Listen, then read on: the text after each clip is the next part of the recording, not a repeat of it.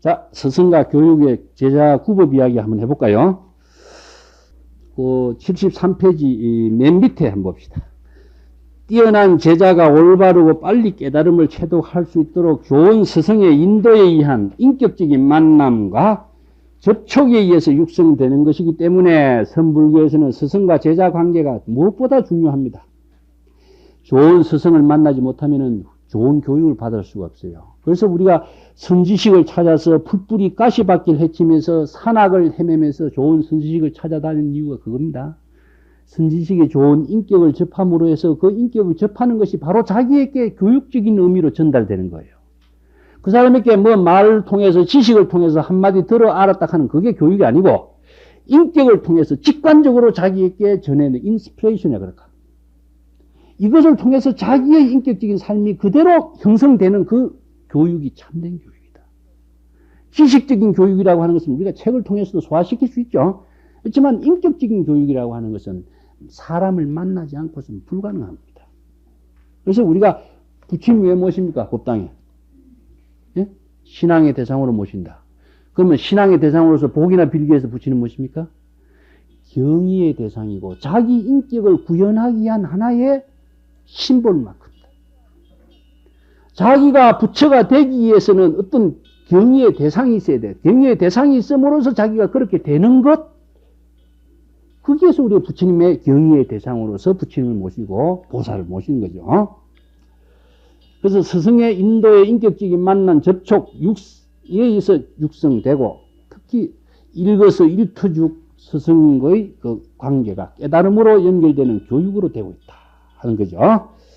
그래서 가장 중요한 것은 파주와 방향이란 말을 여러분 도서 같은 데 보면 많이 나오죠. 서녀나 도서나 서장 같은 데 많이 나옵니다. 파주라고 하는 것은 틀에 맞춰서 입격 출격이란 말로도 씁니다. 이거 어려운 말이 여러분들 다른 말로서 어떤 교육을 시켜야 될 것인가 하면은 입격이라고 하는 것은 요거만한 틀에다 집어넣는 것을 입격이라고 합니다. 이 격이 무엇이냐 하면은 규칙과 수행 방법과 교육입니다. 격. 근데 여기에서 스승이 채찍을 들고 네 이 속에 들어가 때립니다. 그러니까 입문을 한다라고 하는 것은 격에 들어가는 거죠. 그래서 아무리 생각해도 내 몸뚱이 갖고는 이 통 속에 들어갈 수가 없는데 어떻게 스승이 무리하게 나를 여기다 집어넣으려고 하는가. 그래도 교육을 받으러 왔으니까 안 들어갈 수가 없어. 억지로 비집고 들어가는 거예요.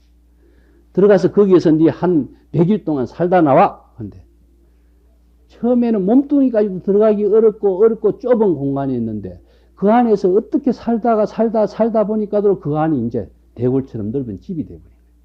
불편함을 느끼지 않게 되는 것은 무엇이냐? 틀이 형식과 규칙과 법칙과 수행이 몸에 완전히 익어버린 것을 습성이라고 그래요. 습성이라는 말은 것이 이게 서경에 나오는 말인데 본래의 불성에는 없었지만은 인격적인 교육과 수행과 그 법칙이 자기의 성품 속에 완전히 배어버린 것 말이에요.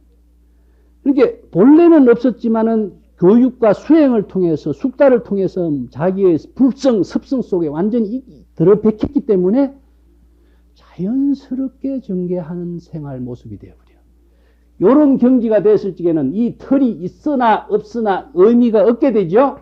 오늘 쪽에 출격이 됩니다. 요게 출격이라 그래요. 요걸 출격 대장부 그럽니다. 요걸 깨달음의 경지를 깨달음의 경지만 체득하는 것이 아니고 인격과 수행과 모든 것이 몸에 완전히 익어가지고 계율이 있으나 없으나 법칙이 있으나 없으나 규칙이 있으나 없으나 자연스럽게 이루는 거예요. 요것이 자연화되어 버렸다 그럽니다. 자연화. 자연이란 말은 참 많이 쓰는데 스스로 본래 그러한 것이란 뜻이죠. 이렇게 해서 아무리 스스로 본래 그러한 것 갖고는 이해가 잘 되기 어려워. 그죠? 그러면 이것을 타를 붙여 놓읍시다. 외부적인 힘이 일체 가미되지 않는 상태, 이것을 자연이에요. 외부적인 힘이 가미되면 이거 자연이 안 되죠. 그런 경지가 자연스럽게 전개될 수 있도록 하는 것을 출격이라고 합니다. 이러한 수행을 거쳐야 되는 거예요. 그래서 우리가 참선 수행이라고 내가 책을 썼습니다만 참선 수행 가운데서 좌선을 통해서 스승과 선문답을 통해서 또 노동 일상 생활을 통해서 참선 생활이 몸에 익히고 해서 완전히 자기의 생활이 되어버리는 경지를 선의 교육이라고 한다. 자, 조금 줄여서 일상 생활 교육을 한번 봅시다. 3번, 그 76쪽에 한번 볼까요?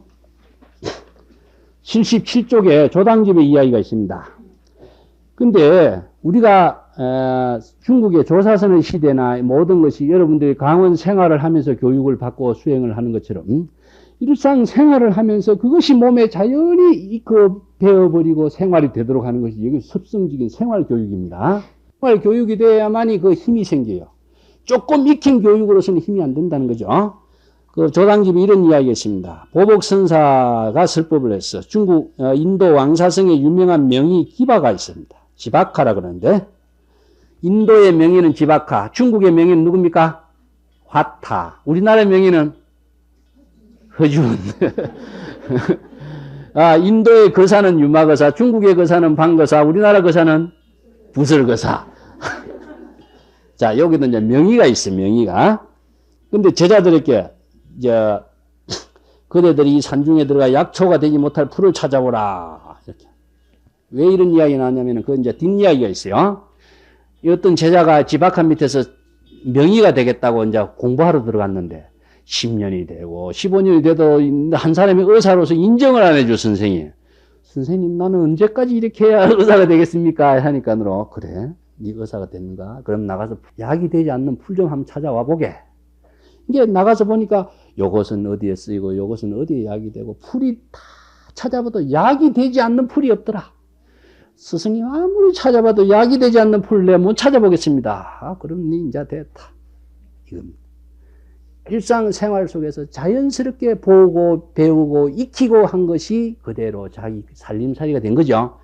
명의라고 하는 것을 그렇게 인정하는 것입니다. 이게 한 사람의 수행자로서 생활을 통해서 자연스럽게 되는 겁니다. 자, 그 밑에 용담 숭신선사 이야기가 있습니다. 숭신선사가 처음 천황사 도호선사 밑에 출가해 3년간 열심히 시봉했어요. 숭신선사는 원래 떡장사를 했다고 그래요. 근데 이제 도호선사한테 떡을 갖다 바치고 하니까 네 떡장사 하지 말고 내한테 와서 중노릇이나 해라. 그래서 이제 떡장사 때려치우고 중노릇을 하게 된 겁니다. 그런데 3년이 되도록 스님을 열심히 모시고 했는데도 한 번도 선이 이것이고 불법이 이것이고 가르쳐주질 않아. 이 노장이 보통 이건 사람을 애먹이는 것이요. 나는 여기로 온 지 스님에게 그렇게 지극정성으로 공양하고 가르침을 받고자 이렇게 수행하고 있는데 왜 나한테 불법을 한마디 안 가르쳐 줍니까? 이렇게 한번 이제 항의를 했어요. 그러니까 숭신이 내가 그대를 위해서 불법을 가르쳐 주지 않은 적이 어딨냐 이 사람아. 언제 가르쳐 줬습니까? 이러니까 78페이지 보세요. 그대가 차를 끓여오면 나는 차를 받아 마시고 밥을 가져오면 밥 먹었고 인사하면 고개 끄덕여 숙였고 그대의 신료 법문을 설한지 않은 지 없었다. 이게 뭐냐? 일상생활 모든 것이 그대로 다 법문이죠. 그런데 이것을 법문으로 받아들이지 못하면 법문이 안 되는 거다. 요거죠. 이 말 듣고 이제 머리를 숙이고 잠자기 진짜로 어떤 법문을 설했는가 생각하고 있는데 보려면 단번에 봐야지 사량 분별해서 봐서는 안 된다. 그렇지 이제 깨닫게 됐다. 직관적으로 봐야 된다. 분별심으로 아르마리를 통해서 몸을 알려고 해서는 안 된다. 하는 이런 것이 무엇이냐. 생활 그 자체 속에서 교육으로서 전하고 교육으로서 받아들일 수 있고 그 스승의 생활이 그대로 진리의 생활. 어록이라고 하는 것이 무엇이냐. 깨달음의 법문이라고 그랬죠. 깨달음의 생활 그 자체가 다 교육이 돼. 스승은 깨달음의 생활로서 살아가고 있는 모습이 있대. 그 자체가 다 교육이고 법문이고 생활이 되는 거예요. 이게 생활의 종교입니다. 종교가 선의 수행을 통해서 일상생활의 종교로 전해진 모습을 우리는 이러한 생활을 통해서 볼 수 있죠. 자, 그 밑에 자각이란 이러한 평상심으로 일상생활 그 속에서 불법의 참된 정신을 스스로 깨닫고 자기화해서 살아가는 정신입니다. 선은 이러한 불법의 정신을 스승의 일상생활 속에서 자연스럽게 배우고 익히고 스스로 깨닫고 자기화되어 자연스럽게 생활해야 되는 것이다.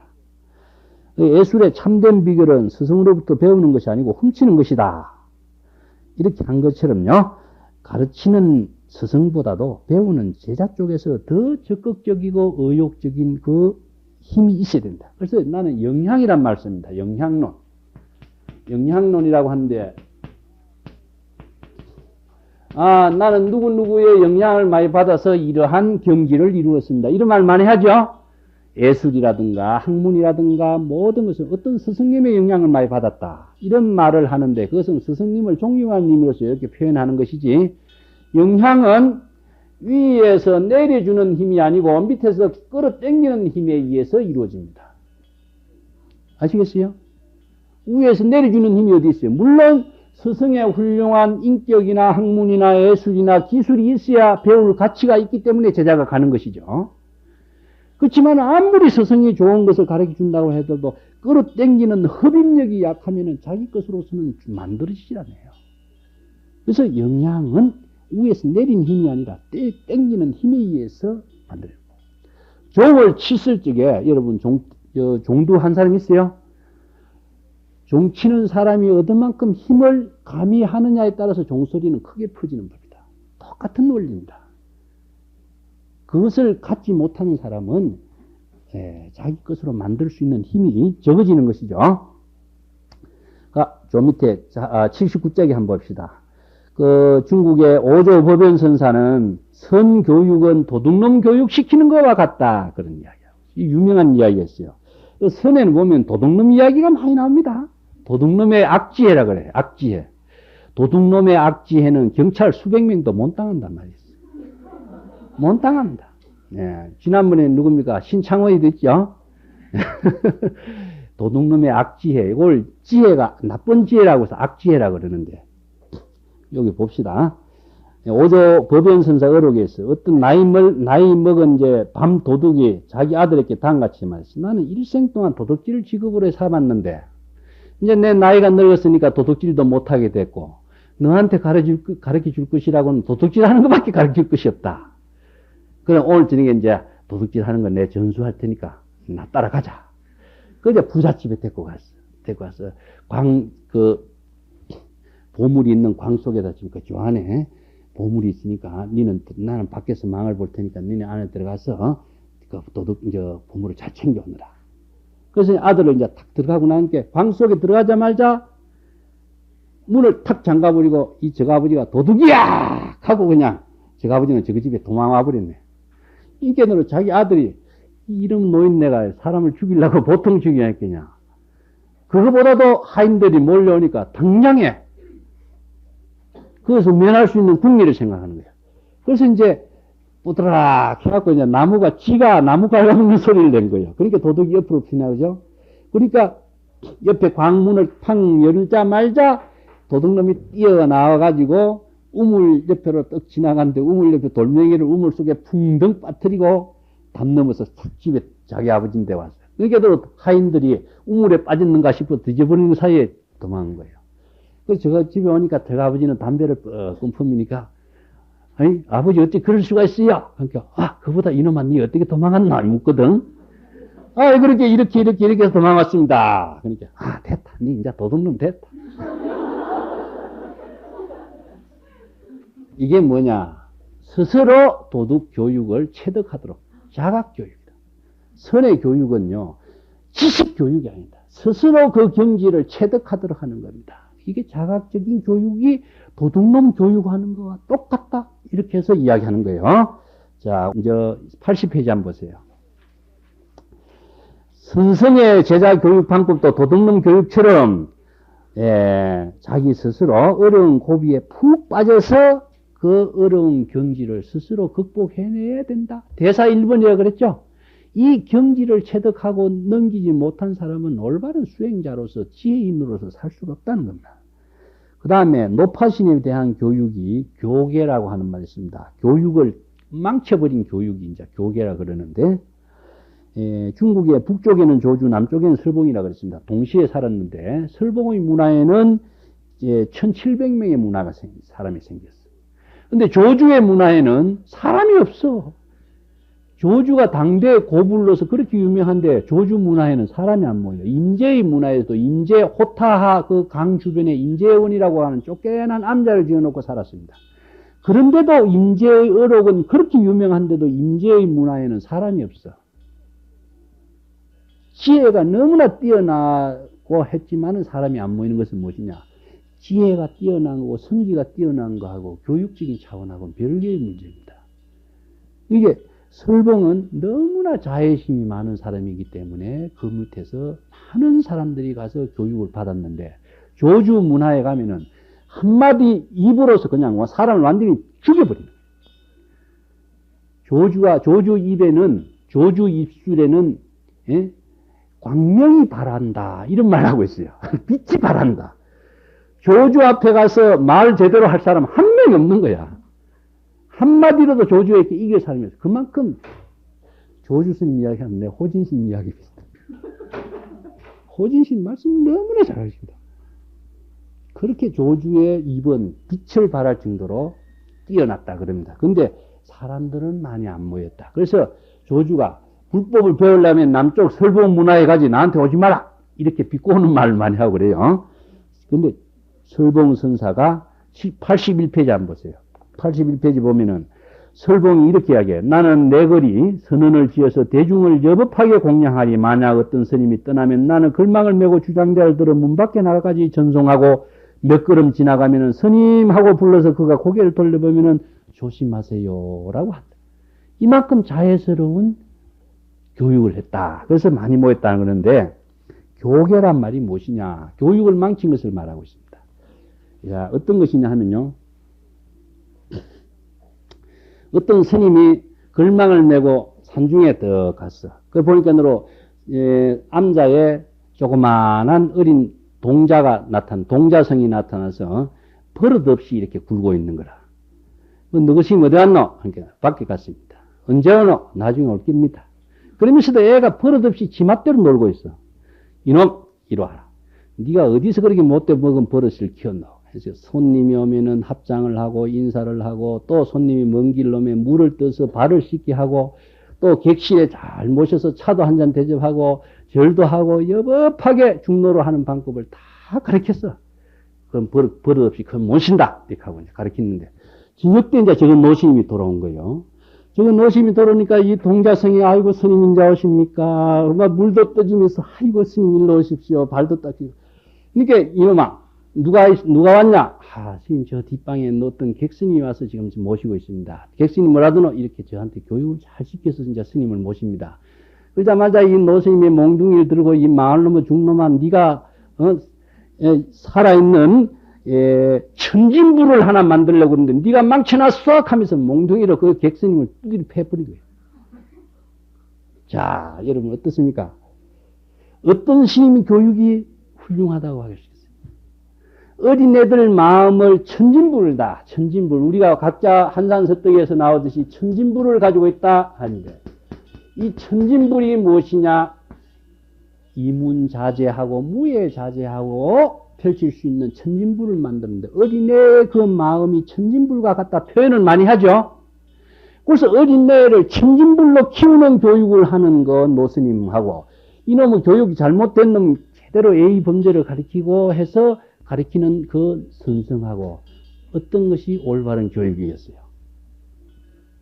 예? 관점에 따라서 여기에서 문제가 있는 거예요. 그래서 그 노스님은 어린아이를 교육을 잘못 시켜서 어린애를 망치고 있는 겁니다. 이걸 교계라고 해요. 교계. 그러면은 천진불로서 큰다고 해서 그 사람이 천진불 되겠어요? 불법을 모르고 법도 모르고 수행도 모르고 지혜도 없는 놈이 본래 마음을 방자하게 큰다고 천진불이 되겠어요? 부처라고 하는 것은 그런 것을 말하는 것이 아니고 일체의 모든 경전의 정신과 수행과 정신을 모두 다 자기 걸로 만들고 거기에서 지혜로서 극복할 수 있는 힘을 만드는 것이 부처인 것이지, 아무것도 모르는 멍청한 것을 어린애들 그대로 지맛대로 방자하게 키운다고 천진불 되는 거 아닙니다. 아시겠어요? 그래서 그걸 잘못 어린애를 천진불로 가르치려고 하는 잘못된 교육을 시킨다고 해서 교계라고 그러는 거예요. 예. 교육을 망친다. 인간을 망치는 겁니다. 그래서 선성들이 설법할 적에는 내 눈썹이 얼마나 빠졌느냐 이런 말씀입니다. 이것은 무엇이냐?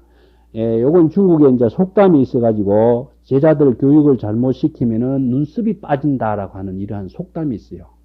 그래서 여기에서 내가 이번 한 철 동안 제자들 모아놓고 교육을 잘못 시켰는가, 잘 시켰는가 검증해봐라 하는 이야기입니다.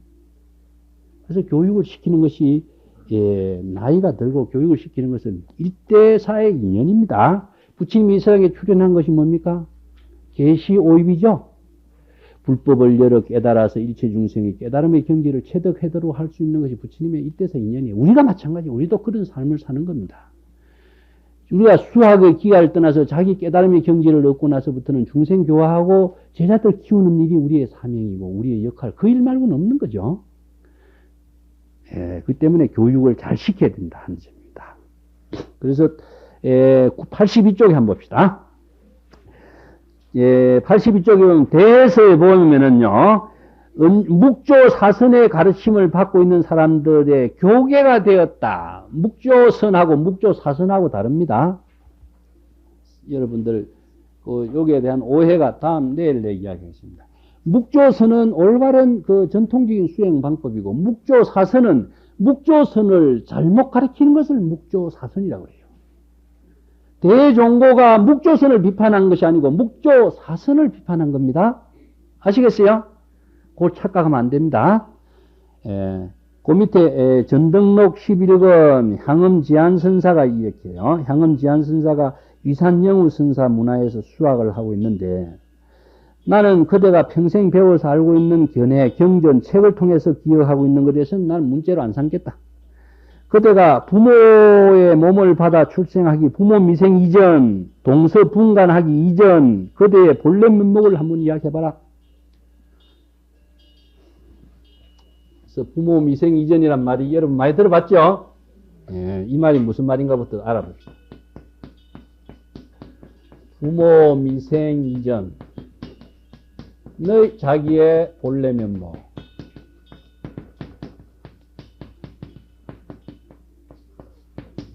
그 다음에 동서 분간하기 이전에 본래 면목.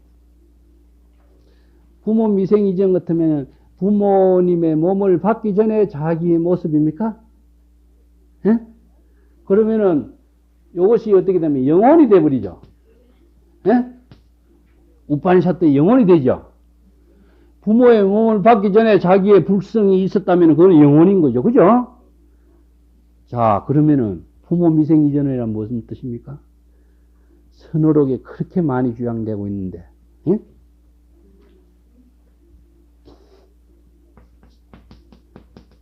본래심이라고 하는 것을 놓고, 부모를 놓고, 선과 악을 놓고 한번 봅시다. 이제 이해 갑니까? 예? 선, 악이 분별이 생기기 이전, 부모나 어머니나 분별이 생기기 이전, 동쪽이나 서쪽이나 분별이 생기기 이전, 본래심이죠. 근원적인 너의 본래심의 모습을 한번 이야기해봐라. 그 이야기입니다. 선, 악을 모두 한꺼번에 사랑하지 말라. 이것이 바로 해명선사 너의 본래 면목이니라. 똑같죠? 요걸 이야기하고 있습니다. 부모 차별적인 사고, 차별적인 분별적인 생각이 일어나기 이전에 너의 근원적인 본래심의 모습을 이야기해봐라. 그게 부모 미생 이전입니다. 부모의 몸을 받기 이전 같으면 우파니샤트의 영혼이 돼요. 그렇게 이해하면 잘못한 겁니다. 그런데 요즘에 선어록 번역하는데 그렇게 번역하는 사람이 많아요. 이거는 불교가 아니고 외도가 돼버린 거예요. 그러니까 아무리 찾아봐도 이게 대해서 자기 본래 면목 한마디 밝힐 이야기가 안 나타나. 그래서 나는 금생에는 깨달음의 인연이 없는가 보다 해서 자기 스승을 이렇게 나에게 한마디 깨달음의 인연을 맺어줄 수 있도록 한마디 일러주십시오. 하니까 내가 일러주는 것은 내 말이지, 이 사람아 자네 깨달음에는 아무 도움이 되지 못한다. 그러니까 울면서 스승 위산의 그 문화를 떠나가지고 남양해충국사가 살고 있던 곳에 갑니다. 거기서 나는 금생에 도인이 될 생각을 완전히 포기하자. 그냥 한 사람의 야성으로서 산중에 응거하고 토굴 생활하면서 그냥 편안하게 살자. 이렇게 무심한 경지에서 살고 있다가 어느 날 청소할 적에 빗자루에 기와 조각이 대나무에 부딪히는 소리를 듣고 깨닫게 됐다. 그런 이야기 했죠. 그러면서 스승을 위해서 절을 하면서 스승님에게 그때 나에게 한마디 일러주셨더라면 내가 이 깨달음의 경지를 얻지 못했을 것이다. 그런 이야기합니다. 그래서 각의 구조를 보면은요, 각의 체험적인 구조가 청각형이 있습니다. 청각형이 있고 시각형이 있습니다. 청각형 무엇입니까? 귀로 듣는 것이요. 이것은 눈으로 보는 것입니다. 그래서 견문각지라고 하죠. 견문각지가 이루어집니다. 우리가 사물을 인식하는 것은 귀로 듣고 눈으로 보문을 통해서 자각이 이루어지는 겁니다. 그래서 시각형과 청각형에 의해서 자각이 이루어지게 됐어요. 연불은 뭡니까? 여러분들 나무아미 타불 소리 내면은 그것이 어디로 들립니까? 귀로 들리죠. 예? 귀로 들려서 자기 귀에 자기가 연불한 소리를 듣는 것을 자각을 하는 것이 무엇이냐? 그게 연불입니다. 입으로 연불을 하고 연불 소리 듣지 못하면 그냥 입운동 따로 하는 겁니다.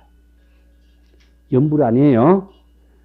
자기가 하는 소리를 자각이가 자각했을 적에 자각적인 세계의 자기의 연불이 됐을 적에 올바른 연불이 돼요. 선도 마찬가지입니다.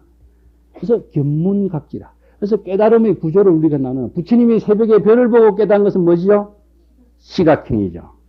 종소리를 듣고 깨달았다? 청각형이죠.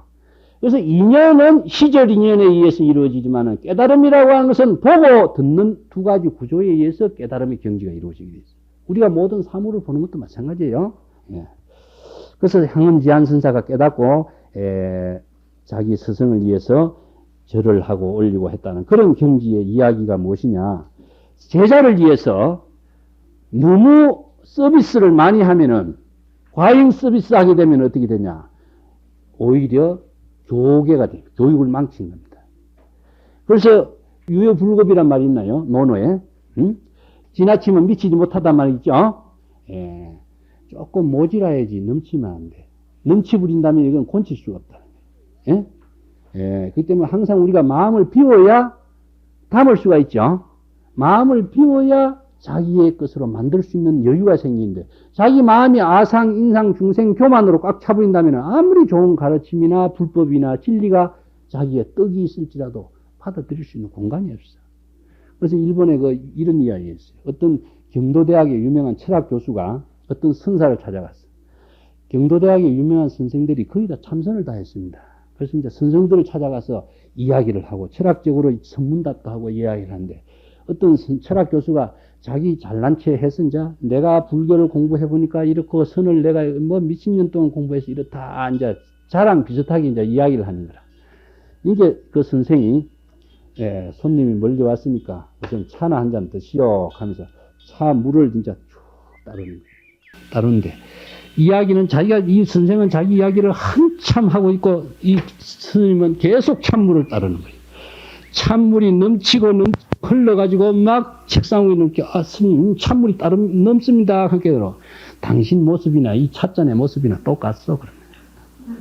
그런 이야기를 해요. 말이 필요가 없어. 행동으로서 바로 직관적으로 교육을 시키는 거예요. 이게 우선 네 마음을 비우지 않고 나한테 와서 뭘 배우겠다고 이야기하느냐 하는 거죠. 마음을 비웠을 적에 일체를 수용할 수 있는 힘이 나오는 그런 교육적인 정신을 이렇게 표현하고 있는 겁니다. 자, 84편의 선문답 봅시다. 선문답. 아까 낮에도 좀 이야기했지만은 선문답은 선문답이라고 하는 말을 우리가 선은 뭐라 그랬습니까? 아까 본래심이라고 그랬죠. 문답은 무엇이냐? 대답입니다. 그러면은 질문하고 대답하는 것인데 깨달음의 본래심으로 문답을 하는 게 선문답입니다. 아시겠죠? 그냥 범부의 차별적인 대화하고 차이 나는 게 요게 선문답이에요. 항상 본래심의 깨달음의 대담이 될 수 있게 하기 위해서는 어떻게 되느냐? 깨달음의 본래심의 대담은 공의 실천을 통해서만이 가능한 겁니다. 그냥 대화가 될 수가 없어요. 그래서 선문답의 이야기는 선문답의 논리가 있는데 그 논리적인 배경은 무엇이냐? 공의 실천을 토대로 하고 있다. 그래서 선문답이 이루어지는 겁니다. 경전의 정신을 완전히 이해하고 실천하고 체험한 자기 깨달음의 경지를 토대를 가지고 스승에게 질문을 하고 스승으로부터 사실에 대한 확인을 할 수 있도록 대화를 통해서 수행하는 그 구조를 제시한 것이 선문답입니다. 잘난 거 뽐내는 것이 아니라 대화를 통해서 확인하는 것이고 확인을 통해서 자기의 확신을 갖게 되는 그러한 수행 구조 체제를 말하고 있어요. 그래서 조사선에는 자선이 있고 선문답이 있고 노동이 있습니다. 자선은 혼자서 사유하고 진리를 체득하는 그 경지고 선문답은 스승의 대화를 통해서 자기의 깨달음의 경지를 자기가 다시 재확인하고 스스로 다시 한번 점검하는 그런 수행의 체계고 노동은 일상생활에 그렇죠. 근데 대화라고 하는 것을 통해서요 인간이 성장하게 돼 있어요. 여러분들하고 뭐 친구들하고나 다른 도반들하고나 이렇게 모든 질문을 했을 적에 대화가 없으면 자기 성장이 이루어지지 않습니다. 근데 중국인들은 이 대화를 하나의 수행 체계로 만드는 것이 선문답이라고 하는 거죠. 그래서 선문답이 하나의 대화를 통해서 깨달음의 경지를 구체적으로 실천하고 깨달음의 사실을 체득할 수 있는 그 경지를 선문답으로 만들어냈다 하는 것이죠. 그래서 불림문자 일자불설 부처님이 49년 동안 설법했지만 한 글자도 설하지 않았다 하는 것은 무엇이냐? 한 글자도 머무르지 않았다. 몰종적 집착하지 않았다. 깨달음의 그 경지는 일기일해란 말이 있습니다. 응? 문답이라고 하는 것은 한 번의 기회에 한 번의 만남에 의해서 이루어집니다. 인간은. 그래서 요거 우리가 아까 무상이라고 하는 시간 내가 이야기했죠. 우리가 만나고 헤어지는 모든 인연의 만남이라고 하는 것은 일기일해에 있습니다. 자, 여기 시간의 축과 공간의 축이 있는데 우리가 지금 이 시간, 공간 축이 만나는 이 접선에서 우리가 살고 있습니다. 그렇죠? 근데 여러분들하고 지금 순간순간 만나고 1시간 전에 만나고 1시간 후에 만나고 있지만은 1시간 전에 만남과 1시간 후에 만남과 벌써 다른 시간 축에 우리가 만남을 이루고 있는 거예요. 근데 인간은 평생에 걸쳐서 한 번의 만남과 한 번의 기회에 한 번의 만남만을 갖고 살아가게 돼 있어요. 두 번 절대로 만날 수가 없어요. 자전과 공전의 축이 벌써 달라집니다. 그래서 찰나찰나 순간순간 지금 여기에 자기의 삶이 어떤만큼 귀중한 삶을 살아야 된다라고 하는 사실을 우리는 자각을 해야 되는 겁니다. 무상이라고 하는 사실을 자각하지 못한 사람은 자기는 시간의 흐름에 밀려서 흘러가버리고 무상이라고 하는 시간을 자기의 자각으로 만드는 사람은 이 시간을 자기의 창조적인 지혜의 삶으로 만들어갈 수 있는 힘이 돼요. 하나는 능동적으로 사느냐 하나면은 수동적으로 사느냐 이 차이점이 깨달음으로 사느냐 중생의 삶에 사느냐 하는 차이점입니다. 그래서 한 번의 기회에 한 번의 만남만을 갖고 우리는 살고 있기 때문에 이러한 사실에 대한 자각을 분명히 잘해야 된다 하는 그런 이야기입니다.